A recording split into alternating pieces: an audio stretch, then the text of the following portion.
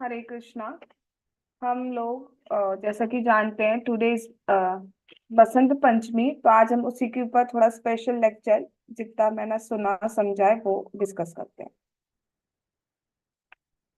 So everyone knows कि बसंत पंचमी क्यों special है। इस दिन किसकी पूजा की जाती है? तो इस दिन सरस्वती माता की पूजा की जाती है विशेष रूप से। अब सरस्वती देवी है कौन, सरस्वती जी है कौन? तो ये भगवान कृष्ण की, भगवान की शक्ति है। इनका प्रादुर्भाव कैसे हुआ है तो उसके लिए भागवतम में बताया गया है कि ब्रह्मा जी का जन्म, ब्रह्मा जी कैसे आए। ब्रह्मा जी भगवान विष्णु, गर्भोदक्षाई विष्णु जब लेटे हुए थे तो उनकी कमल नाल से, कमल सॉरी उनकी नाभि से एक कमल नाल निकला और उसमें ब्रह्मा जी प्रकट हुए। तो ब्रह्मा जी जब प्रकट हुए तब और कोई जीव नहीं था और उन्हें भगवान नहीं दिख पा रहे थे उस टाइम, क्योंकि वो नाल जो था बहुत ऊपर तक था और वो फूल के यानी कि कमल के पुष्प के ऊपर प्रकट हुए थे। तो उन्हें कुछ नहीं दिख रहा था, उन्हें कुछ समझ में नहीं आ रहा ब्रह्मा जी को कि मैं कौन हूँ, मैं क्यों हूँ, मैं कहाँ से आया हूँ, मुझे करना क्या है। एक्चुअली वो समझ नहीं पा रहे थे मेरा मेरा आने का एम क्या है लाइफ का। तो वो जो नाल था, फूल का जो जैसे डंडी होती है उसको नाल बोला जा रहा है, तो वो उसके अंदर प्रवेश कर गए और बहुत जन्मों तक, बहुत युगों तक वो उसी में चलते रहे, लेकिन उनको एक एंड नहीं मिल पाया। ना तो उसको उनको स्टार्टिंग पॉइंट समझ में आया, ना उन्हें एंडिंग पॉइंट समझ में आया। तो वो कुछ समझ नहीं पा रहे थे कि क्या हुआ। उसके बाद वो दोबारा वापस लौटे और अपने पुष्प पर जहां से वो प्रकट हुए थे वहीं पर वो पहुंच गए। उसके बाद भगवान ने दया करी और उनको उनको दो वर्ड सुनाई दिए। भगवान अभी दिखे नहीं है, सिर्फ बोले हैं भगवान, तप तप। सिर्फ दो वर्ड भगवान बोले, तप तप, दैट मीन्स तप करो। तप के बिना कोई ज्ञान हमें प्राप्त नहीं हो सकता है। तो वो समझ गए कि उन्हें क्या करना है। फिर भगवान ने थोड़ा और अंदर ही अंदर उनको बताया कि कैसे तप करना है। तो भगवान पे उन्होंने ध्यान लगाया, तप तपस्या करनी स्टार्ट करी।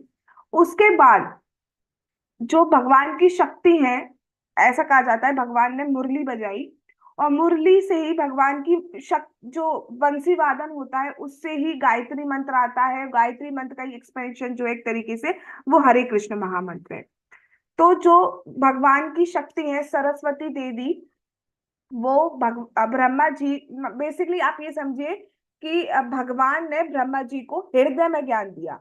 हम लोगों को ज्ञान कैसे मिलता है? हम लोगों को तो बहुत सालों तक बैठना पड़ता है तब हम कुछ जाके सीख पाते हैं। लेकिन भगवान ने तुरंत ही ब्रह्मा जी के हृदय में वो ज्ञान, सारा ज्ञान प्रकट कर दिया। दो टाइप का ज्ञान प्रकट किया है। पहला ज्ञान प्रकट किया है कि उनको सृष्टि कैसे करनी है। सृष्टि करना इज वेरी डिफिकल्ट। अगर हमें कुछ चीज की सृष्टि करनी है, फॉर एग्जाम्पल अगर हमें रोटी भी बनानी होती है, तो उसके लिए हम सीखें कि हमें कैसे पहले उसका डो बनाना है, कैसे उसको बेलना है, कैसे उसको तवे पर रखना है, कैसे सेकना है। ठीक है, हर चीज का सृष्टि जब हमें करनी होती है तो हमें सीखना पड़ता है। ऐसी ये वाली सृष्टि तो बहुत ही डिफिकल्ट है, जीवों का शरीर देने की सृष्टि। तो वो करना कैसे, किस बिहाफ पे किया जाएगा, किसको कौन सा शरीर दिया जाएगा, ये सब भगवान ने उनको ज्ञान दिया। दूसरा ज्ञान दिया उन्होंने अपना ज्ञान, मतलब स्वयं भगवान का ज्ञान। भगवान ने उन्हें अपना ज्ञान दिया, अपने गोलोक का भी दर्शन भगवान ने दिया उनको। और उसके बाद ही फिर ब्रह्मा जी ने गाई है ब्रह्म संहिता, जिसमें क्या कहा है, गोविंदम आदि पुरुषम तमहम भजामि। कि हे गोविंद, मैं आपको प्रणाम करता हूँ, आप ही supreme personality of godhead हैं। आपके बहुत सारे रूप है, कला रूप है, राम रूप ये, लेकिन स्वयं भगवान जो है वो भगवान श्री कृष्ण ही भगवान है। उसके बाद ही प्रकट किया। उसके बाद जो सरस्वती देवी है वो ब्रह्मा जी के मुख से इस संसार में प्रकट हुई है। तो जो तुम्हारा डाउट था गरिमा, वो यही डाउट था कि एक जो शक्ति है भगवान कृष्ण की स्वयं शक्ति है, ठीक है, वो ब्रह्मा जी को ज्ञान देने आई। उसके बाद इस जगत में सरस्वती देवी जी जो है वो ब्रह्मा जी के मुख से प्रकट हुई। तो यहाँ पे देखने में लगता है कि मुख से प्रकट हुई है, ब्रह्मा जी से प्रकट हुई है सरस्वती जी उनके पुत्री के रूप में, लेकिन अल्टीमेटली वो कौन है? वो भगवान कृष्ण की ही शक्ति है। Got it, got it. इतनी बात सबको समझ में आ गई? तो वैसे भी कुछ भी हम कर पाते हैं, कोई भी शक्ति हमारे पास है तो उसका अल्टीमेट सोर्स कौन है? भगवान कृष्ण, भगवान ही उसका अल्टीमेट सोर्स है। भगवान की बहुत सारी शक्तियां हैं, उन शक्तियों के द्वारा वे जगत का क्रिएशन करते हैं, मेंटेनेंस करते हैं और उसका डिस्ट्रक्शन, मतलब सृष्टि करते हैं, पालन करते हैं और उसका संहार करते हैं। बहुत सारी शक्तियां है भगवान की, ठीक है। लेकिन पालन, पालन तो देखो सबसे ज्यादा डिफिकल्ट पालन ही होता है। क्रिएशन होता है डिफिकल्ट, संहार भी डिफिकल्ट होता है, लेकिन सबसे ज्यादा डिफिकल्ट होता है पालन करना। ये हम भी जानते हैं। अगर एज अ पेरेंट समझे कुछ बात को, सृष्टि करना इजी होता है, ठीक है, उसके बाद हम देखते हैं बच्चों को लोग छोड़ भी देते हैं। आ, हाँ, कुछ जैसे बच्चियां हो जाती हैं तो उनको छोड़ दिया जाता है। और संहार तो जब गुस्सा आ गया तो हम छोड़ देते हैं किसी चीज को या किसी इंसान को, तो संहार भी इजी हो जाता है। लेकिन सबसे ज्यादा डिफिकल्ट होता है पालन, क्योंकि पालन करने में ही सबसे ज्यादा डिफिकल्टी भी आती है। हो सकता है जिसका पालन कर रहे हैं वो ही आपको काउंटर बैक जवाब दे, रिप्लाईज दे, लेकिन स्टिल आपको पालन करना होता है। तो वही सबसे ज्यादा डिफिकल्ट पालन होता है। और पालन के लिए सबसे ज्यादा जरूरी होता है व्यवहार। व्यवहार का अर्थ हम क्या समझते आ रहे हैं? डीलिंग्स करना। लेकिन डीलिंग में सबसे इंपॉर्टेंट होता है बोलना। बोलना इज वेरी इंपॉर्टेंट। बिना बोले तो हम रह ही नहीं सकते ना। ऐसा कहा जाता है बिना बोला तो एक तरीके से मरण तुल्य है, मुर्दा है एक तरीके से, अगर कुछ नहीं बोल रहा है तो बोले बिना तुम सरवाइव ही नहीं कर सकते। किसी से हम एक्सचेंज, अपना एक्सचेंज डीलिंग्स ही नहीं कर सकते। सो बोलना is very important, specially for maintenance. पालन करने के लिए तो बोलना बहुत जरूरी है। ठीक है, सृष्टि करते टाइम नहीं बोलेंगे, संहार करते टाइम नहीं बोलेंगे, चलेगा, लेकिन पालन करने के लिए बोलना ही पड़ेगा। तो वो बोलने की शक्ति कहाँ से दी गई है? वो बोलने की शक्ति सरस्वती देवी देती है हमें। और वो स्वतंत्र नहीं है, भगवान कृष्ण की शक्ति है। तो भगवान के इंस्ट्रक्शंस पर ही वो हम बोल पाते हैं कुछ। तो अल्टीमेट तो सब कुछ भगवान है, लेकिन उनके थ्रू करवा रहे हैं एक तरीके से। तो ऐसा नहीं है कि भगवान ने सृष्टि कर दी और उसके बाद सबको अपने अपने हाल पे छोड़ दिया, भाई तुम अपना देख लो, तुम अपना देख लो, ऐसा नहीं है, ठीक है। भगवान ने बोलना स्टार्ट किया, भगवान को पता है डीलिंग्स करनी है, एक्सचेंजेस करने हैं, बिहेवियर, अपने रिलेशन, तो उसके लिए बोलना ही पड़ेगा। सो बोलना इज वेरी इंपॉर्टेंट। क्या बोलना है ये हमें थोड़ा ध्यान से समझना चाहिए, बोलना चाहिए। तो बोलना सबसे महत्वपूर्ण कार्य है इस संसार में। बोले बिना तो काम ही नहीं चल सकता। इवन पशु समाज, जो एनिमल कम्युनिटी है, वहां पर भी कम बोला जाता है मनुष्यों के कंपैरिजन में, लेकिन बोला तो जाता है। बिना बोले तो वो भी सरवाइव नहीं कर पाते। अपनी अपनी उनकी कू कू कू अपनी अपनी आवाजें होती हैं, अपनी अपनी बोलियां होती हैं, उसमें वो बात करते हैं, लेकिन बोला तो जाता ही है, बिना बोले तो नहीं रहा जा सकता है। सो वाणी की अधिष्ठात्री देवी है सरस्वती जी। और सरस्वती जी जिस पे, this is the highlighting point actually, Saraswati ji जिस पे कृपा करती हैं उसकी जीभ पे आता है भगवान का नाम और भगवान का यश, भगवान का कीर्तन। तो अगर हम कर पा रहे हरे कृष्णा कृष्ण कृष्णा हरे हरे, हरे राम राम राम हरे हरे, तो अगर हम भगवान का बारे में कुछ बोल पा रहे हैं, भगवान का कीर्तन कर पा रहे हैं, भगवान का नाम ले पा रहे हैं, दैट मीन्स सरस्वती जी की हम पे बहुत कृपा है और वो बहुत खुश भी है।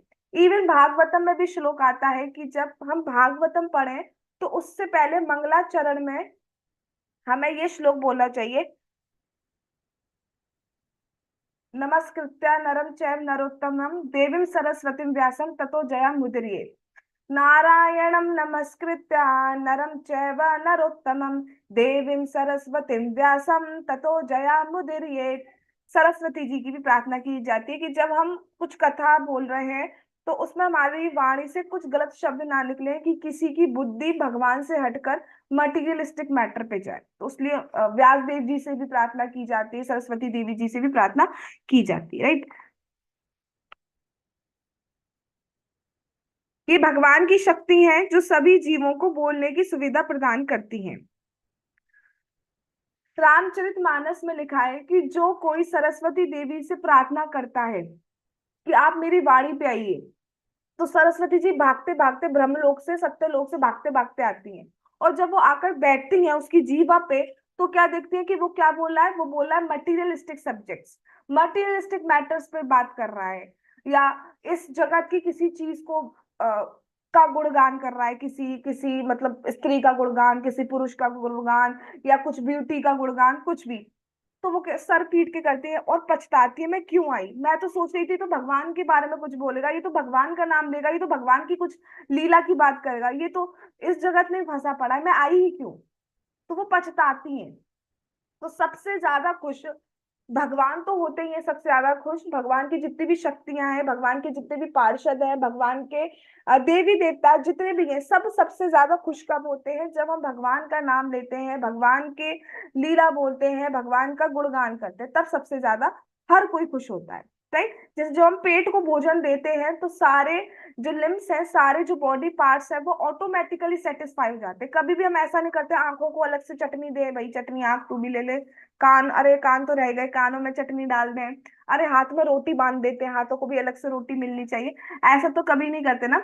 हम पेट को देते हैं खाना और सबको एनर्जी, सबको जो न्यूट्रिशन है वो अपने आप मिल जाता है। तो सिमिलरली अगर हम भगवान की पूजा करते हैं तो सब अपने आप संतुष्ट हो जाते हैं, अलग से हमें किसी को संतुष्ट करने का जरूरत ही नहीं रहता है एक्चुअली।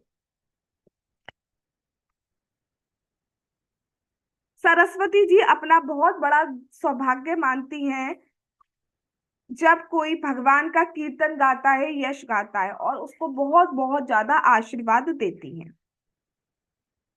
अब बात करते हैं बसंत की। ठीक है, ये तो सरस्वती जी की बात हो गई, अब हम बात करते हैं बसंत की। तो बसंत ऋतु अ, जो ऋतु है वो किसके बाद आती है? शरद ऋतु के बाद, यानी कि ठंड के बाद आती है।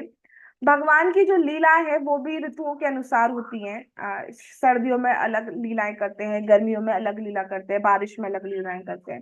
जनरली गर्मियों में लीलाएं भगवान कम करते हैं, कंपैरेटिवली गर्मियां उन्हें कम पसंद है। ठीक है, ठंड में भगवान बहुत लीलाएं करते हैं, बारिश में बहुत लीलाएं करते हैं, बसंत तो बहुत लीला है उनकी, होली तक तो लीला ही लीलाएं चलती रहती हैं। गर्मियों में कंपैरेटिवली कम करते हैं लीला भगवान की। तो जाड़ों में क्या करते हैं जैसे कि भगवान, तो शास्त्रों में वर्णन आता है, आचार्य भी बताते हैं, जाड़ों में भगवान क्या करते हैं? खिचड़ी खाते हैं। और खिचड़ी गर्म होती है तो जैसे हम लोग खाते हैं, हम लोग को एक्चुअली उन्हीं से आदत आई है, उन्हीं के गुण हम में आते हैं, तो फूक फूक कर भगवान खिचड़ी खाते हैं। मैया कहते हैं लल्ला मुंह ना जल जाए, तो आप किनारे से खाओ। तो भगवान किनारे किनारे से, मतलब जो कटोरी है, थाली है, जिसमें भी देते हैं, उसमें से किनारे किनारे में से भगवान फूक फूक फूक के खिचड़ी खाते हैं। अग्नि के पास बैठते हैं। और ठंड में क्या होता है, हम जैसे अंदर अंदर रहना चाहते हैं तो भगवान गिरिराज की गुफा में रहते हैं, अंदर वहां पे बहुत गरम गरम साल के गुफाओं के अंदर रहते हैं भगवान। तो इन सबसे भगवान को सुख मिलता है। अब कोई क्वेश्चन कर सकता है ये तो भगवान है, तुम्हारे भगवान को ठंड लगती है? हमारे भगवान को सब लगता है, ठंड भी लगती है, गर्मी भी लगती है। लगती नहीं है एक्चुअली, वो हमसे डीलिंग्स इस टाइप से करते हैं। वो अपने आप को भगवान नहीं समझना चाहते। जो कृष्ण है, विष्णु स्वरूप में वो ऐश्वर्य भाव में रहते हैं, लेकिन कृष्ण रूप में जो उनका स्वयं भगवान वाला रूप जो है, कृष्ण जो रूप है, उसमें वो बिल्कुल लीला वाले रूप में रहते हैं, वो याद ही नहीं रखते मैं भगवान। तो ठंड गर्मी अच्छा बुरा सब लगता है उनको। राइट? और फिर अ, तो इससे भगवान को सुख मिलता है। बारिश में भगवान क्या करते हैं? बारिश की लीलाएं तो बहुत अच्छी हैं। बारिश में क्या होता है, इससे बारिश हुई, ठीक है, अब भगवान को खाने पीने का तो बहुत शौकीन है। अगर भगवान को प्रसन्न करना है तो हमें भी खाने पीने का बहुत शौक होता है, और वो भी कहाँ से आ रहा है? वो भी भगवान से ही हमें गुण आ रहा है। भगवान को भी खाने पीने का बहुत शौक है। हम अगर चैतन्य चरितामृत पढ़ेंगे तो उसमें महाप्रभु की लीला देखते हैं। इमली के पत्ते पत्ते की चटनी, मतलब नित्यानंद प्रभु और गदाधर पंडित जी के पास कुछ चावल थे, उन्होंने चावल पकाया और इमली के पत्ते की चटनी बनाई। अब उसमें महाप्रभु को नहीं बुलाया था, उन्होंने भोग लगाया और पाने बैठे। उसके बाद महाप्रभु आते, तुम लोग फीस्ट कर रहे हो, मुझे बुलाया भी नहीं, और था क्या? चावल और इमली के पत्ते की चटनी बस। तो भगवान खाने पीने का तो बहुत पसंद है, उनको खाने की लीला बहुत करते हैं। अब बात आती है कृष्ण की। कृष्ण तो बहुत ही ज्यादा खाने पीने के शौकीन है। तो क्या करते हैं, जब बारिश होती है तो पत्थर पे जनरली भगवान बैठकर खाते हैं। तो जब बारिश होती है तो पत्थर बिल्कुल साफ हो जाता है।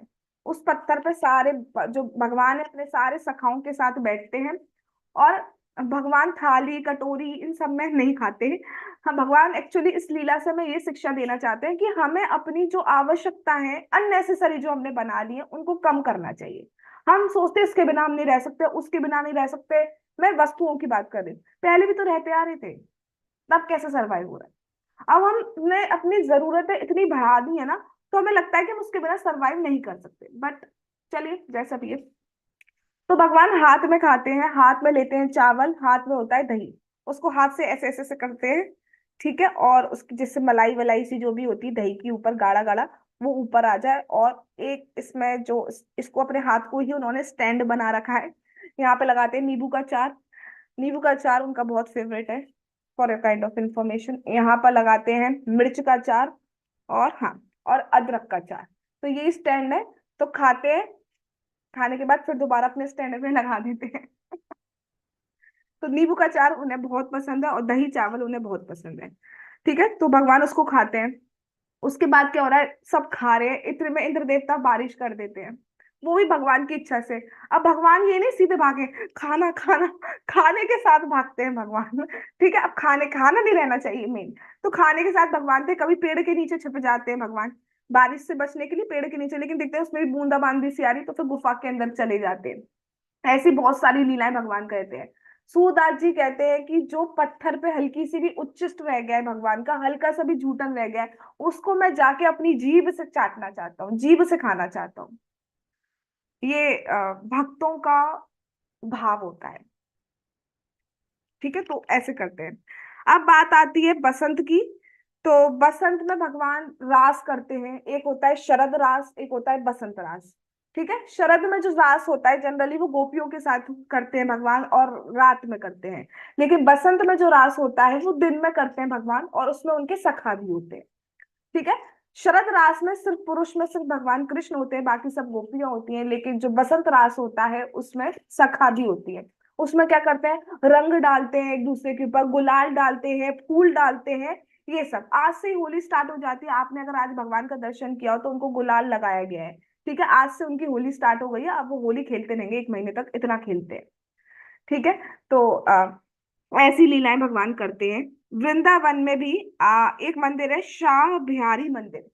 शाह बिहारी करके एक मंदिर है, उसमें भी एक कमरा है जिसे बसंती कमरा कहा जाता है। वो आज के दिन ही खुलता है, भगवान उसमें आज प्रवेश करते हैं। इतनी इतनी भीड़ रहती है उसका दर्शन करने के लिए, केवल आज के दिन खुलता है। तो भक्तों का जीवन भी, महाराज जी कहते हैं भक्तों का जीवन भी ऐसा ही होना चाहिए। ऐसा नहीं कि बिल्कुल डेली एक ही कीर्तन गा रहे हैं, एक ही तरीके से श्रृंगार कर रहे हैं, ऐसा नहीं। भगवान ने इतने नए नए उत्सव बनाए हैं, वो क्यों बनाए हैं? आप जैसे आज बसंत पंचमी है, तो आज हमें क्या करना चाहिए, भगवान को येलो ड्रेस पहनाना चाहिए था, बसंत ड्रेस जो होता है। भगवान को येलो फूड की ऑफरिंग करनी चाहिए थी। ठीक है, ऐसा हमें करना चाहिए। इससे हमारा भाव भी बढ़ता है भगवान को लेकर। ठीक है, हम और ज्यादा अपने माइंड को इंडल्ज कर सकते हैं भगवान की सेवा में। ठीक है, तो ये हमें करना चाहिए ऐसे। जैसे कि राधा रमन जी की बात करें, तो राधा रमन जी में तो जो भगवान के लिए गीत गाए जाते हैं या भजन गाए जाते हैं, कीर्तन किया जाता है, वो तो टाइम को देख के किया जाता है। इस टाइम भगवान कौन सी लीला कर रहे होंगे, उस टाइम के अकॉर्डिंग कौन सा राग होना चाहिए, उस राग के अकॉर्डिंग गाया जाता है। मुझे राग की इतनी नॉलेज नहीं है। जैसे अनहद राग होता है, खुशी का राग, एक सेपरेशन का राग होता है, डिफरेंट डिफरेंट राग होते हैं। तो जब भगवान आ, वृंदावन से वन चारण के लिए, गौ चारण के लिए दूर जा रहे होते हैं, तो वो राग अलग होता है। दूर जा रहे हैं भगवान थोड़ा, तो वो सेपरेशन का राग अलग होता है। इवनिंग टाइम पे, संध्या बेला पे, जब भगवान वापस वृंदावन आ रहे होते हैं, तो वो खुशी का राग होता है कि कृष्ण आ गए, तो वो राग अलग होता है। तो उस राग के अलग अलग अकॉर्डिंग गाया जाता है, गाना चाहिए हमें। ठीक है, जितना आता है गाना चाहिए। हाँ, अब एक लीला आती, लीला नहीं, एक कथा आती है, और ये सत्य है। सूरदास जी हम सब जानते हैं जन्म से अंधे थे, देख नहीं सकते थे जन्म से ही। लेकिन इतने भक्त थे भगवान के कि उनको साक्षात लीला दिखती थी, और जो दिखती थी वो ही वो अपना लिख देते थे या गाते थे। तो वो, ठीक है, तो किसी ने उनका टेस्ट लेना चाहा कि इन्हें दिखता भी है या बस ऐसी ही है। तो उन्होंने क्या करा, उस दिन भगवान के वस्त्र नहीं पहनाया, भगवान को वस्त्र नहीं पहनाए, सिर्फ फूलों से श्रृंगार कर दिया भगवान का। कानों में फूल, ठीक है, हाथों में फूल, और पैरों में जो भगवान पायल पहनते हैं उसकी जगह फूल, वस्त्र की जगह भी फूल फूल का श्रृंगार कर दिया। अब कहते हैं कि आज, आज सूरदास जी आप भगवान के श्रृंगार पे गाइए। तो कहते हैं आज जो भगवान के लिए वो कुछ गाते हैं, और उसमें बोलते हैं आज हरि तो नंगा नंगा, ऐसे करके कुछ गाते हैं वो।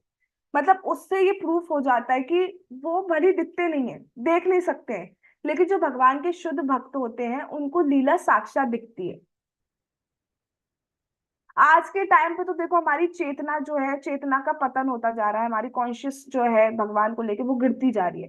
तो ये सारे रेसिप्रोकेशन नहीं देख पा रहे हैं हम, ना समझ पा रहे हैं। लेकिन पहले ऐसा होता था, भगवान के जो शुद्ध भक्त हैं उनके साथ आज भी होता है, लेकिन वो रिवील नहीं करते। वो फेसबुक पर वीडियो नहीं बनाते, वो रील्स नहीं बनाते कि आज हम भगवान को देख सकते हैं। नहीं नहीं, ये भाव छुपाया जाता है, बताया नहीं जाता है। हमारे सपने में आए, दहिया पी गए, तारा रा रा रा, ये सब नहीं किया जाता वहां।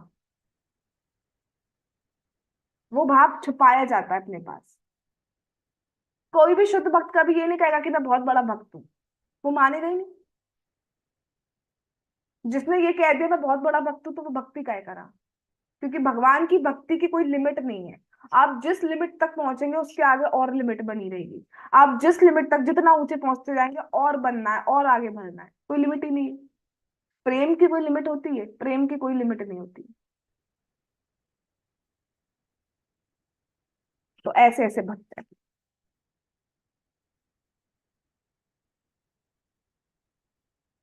आजकल तो क्या होता है, कवि सम्मेलन में ये कहते हैं तालियां बजाओ, तालियां बजाओ, give your put hands, big hands together. तब ये नहीं कहा जाता, तब तो वो खुद ही तालियां बजती थी। अब तो तालियां बजाने के लिए कवि सम्मेलन और ये जो होते हैं, तब नहीं होता था। वाह वाह लूटना चाहती है एक्चुअली। अब एम क्या रह गया, कॉन्शियसनेस हो गई है। हम, मैं, मेरा नाम हो, मेरी बड़ाई हो, मुझे लोग जाने, ये वाली चीज हो गई।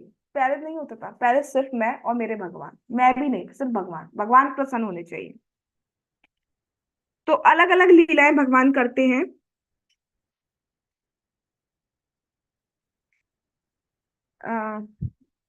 एक पद लिखा गया है जिसमें कहा गया है कि तो आज के दिन से भगवान की होली स्टार्ट होती है और होली तक चलती है। और जो लास्ट के 5 दिन होते हैं उसको होली नहीं, होरा कह रहे हैं। जो सूरदास जी ने लिखा है, पता नहीं किसने लिखा है, वो होली नहीं कह रहे हैं, होरा कह रहे हैं। होरा क्यों कह रहे हैं? मतलब इतनी भयंकर होली होती है कि आप बिहारी जी की साइड चली जाए, आप रंग बिरंगे होके निकलेंगे वहां से। तो लोग सौभाग्य मानते हैं जब वो कलर हम पे गिरता है। लेकिन वास्तव में जो होली है वो भगवान के लिए, हमारे लिए नहीं है। वास्तव में होली भगवान के लिए होती है, हमको नहीं होना चाहिए। आजकल तो होली का टेंडेंसी अलग हो गई है, गलत गलत भाव से होली खेली जाती है। ठीक है, मैं यहाँ पे डिस्कशन नहीं करना चाहती हूँ कि होली का फेस्टिवल किस टाइप से मनाया जाने लगा है आज के टाइम पर, क्या मेंटालिटी लेके बनाया जाने लगा है। लेकिन जो वास्तव में होली है वो भगवान कृष्ण के लिए है। 90% जो हमें भजन मिलेंगे, गाने मिलेंगे होली, तो उसमें कृष्ण आ ही जाएंगे, कृष्ण से ही स्टार्ट होती है होली। तो आज तो खैर होली का वो ही अलग हो गया है, उसमें ड्रिंक को इंक्लूड कर दिया गया है, पता नहीं क्या क्या करते हैं। हर चीज को ना उसको इतना खराब कर दिया गया एक तरीके से, चाहे कोई भी फेस्टिवल, उसको पूरी तरीके से खराब कर दिया